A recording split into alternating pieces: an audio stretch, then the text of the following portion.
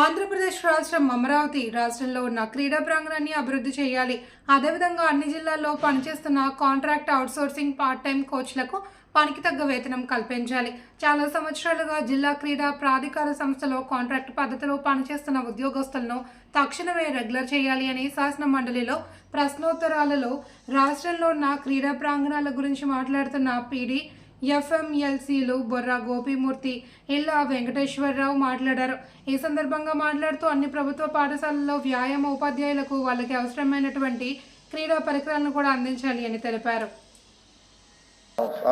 అంత శ్రద్ధ పెట్టట్లేనటువంటి పరిస్థితి వల్ల ఈ రోజున పరిస్థితి ఉంది.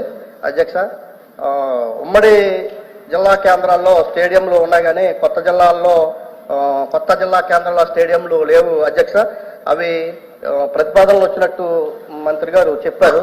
అయితే ఎప్పటికీ పూర్తి అవుతుంది అనేది నా ప్రశ్న. అధ్యక్ష, అదేవిధంగా నియోజకవర్గానికి క్రీడా వికాస్ కేంద్రం పేరు చెప్పి గత టీడీపీ హయాంలోనే స్టేడియం నియోజకవర్గానికి ఒక స్టేడియం ఉండాలని ప్రారంభించారు. అధ్యక్ష, అవి కొన్ని 30%, కొన్ని 50% కూడా పనులు పూర్తయినాయి. తర్వాత టైంలో అవి ఆగిపోయినాయి. అధ్యక్ష, అవి ఎప్పటికీ పూర్తి చేస్తారో అనేది ఒకటి. అదేవిధంగా స్కూల్లో కాలేజీలో గ్రౌండ్స్ ఉన్నాయి, పిల్లలు ఆడుకుంటారు గ్రౌండ్స్ ఉన్నాయి, కానీ వాటికి సరైనటువంటి ప్రహరీ కూడా లేక అవి అన్యాక్రాంతం అవుతున్నటువంటి పరిస్థితి ఉంది. కొన్ని ఎయిడెడ్ సంస్థలో ఉన్నటువంటి గ్రౌండ్స్ అయితే ఆ మేనేజ్మెంట్లు షాపింగ్ కాంప్లెక్స్ లో కట్టేసుకుని అది బిజినెస్ గా మార్చేసే పరిస్థితి కూడా చాలా చోట్ల ఉంది. అధ్యక్ష, అది దానికి సంబంధించి అదే పరిస్థితిలో అధ్యక్ష, ఈ ఆటల పోటీలకు సంబంధించి రాష్ట్ర జాతీయ స్థాయిలో సింథటిక్ ట్రాక్ల మీద పోటీలు జరుగుతూ ఉన్నాయి. అయితే మన రాష్ట్రంలో కూడా ఆ ట్రాక్ల మీద పాల్గొనే విధంగా మన రాష్ట్రంలో జిల్లా స్థాయిలో కానీ లేదా నియోజకవర్గ స్థాయిలో అటువంటి సింథటిక్ ట్రాక్లని ఏర్పాటు చేస్తే రాష్ట్ర జాతీయ స్థాయిలో పోటీల్లో ప్రావీణ్యత పొందడానికి అవకాశం ఉంటుంది. అధ్యక్ష, కొన్ని స్కూల్స్ లో గ్రౌండ్స్ లేనటువంటి పరిస్థితి ఉంది. ప్రైవేటు స్కూల్స్, కార్పొరేట్ స్కూల్స్ అయితే గ్రౌండ్ లేకుండానే పర్మిషన్ ఇచ్చేస్తా ఉన్నారు. దానివల్ల పిల్లలకి ఫిజికల్ ఫిట్నెస్ లేదు. అన్ని పాఠశాలలకి, కాలేజెస్ కూడా గ్రౌండ్స్ ఉంటేనే పర్మిషన్ ఇచ్చే విధంగా తీసుకోవాలనేది. అధ్యక్ష, అదేవిధంగా కొన్ని ప్రాంతాల్లో గ్రౌండ్స్ ఉంటున్నాయి కానీ అవి పల్లపు ప్రాంతాలు అవటం వల్ల వర్షాకాలానికి వచ్చి వర్షంతో నిండిపోవటం, జూన్ నెల నుంచి అక్టోబర్ వరకు అవి నిరుపయోగంగా ఉంటున్నాయి.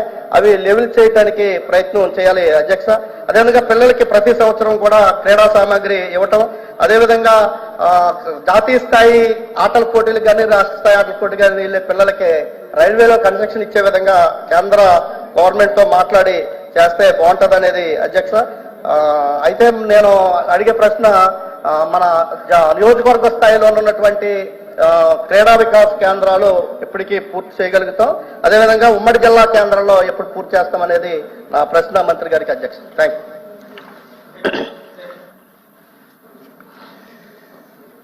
ఇప్పుడు జిల్లా క్రీడా ప్రాధికార సంస్థకు సంబంధించి ఇందుట్లో ఇంచుమించుగా 240 దగ్గరగా ఉద్యోగులు పనిచేస్తున్నారు.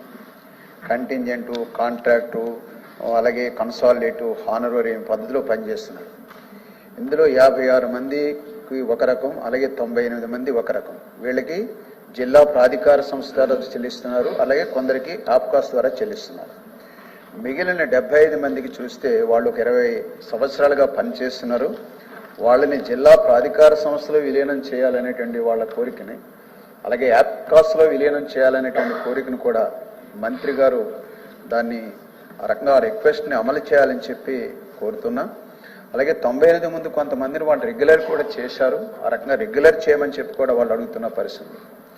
ఈ 75 మందిలో జిల్లా ప్రాధికార సంస్థలో, ఉమ్మడి జిల్లా ప్రాధికార సంస్థలు ఉన్నప్పుడేమో జీతాలు సక్రమంగా వచ్చాయి.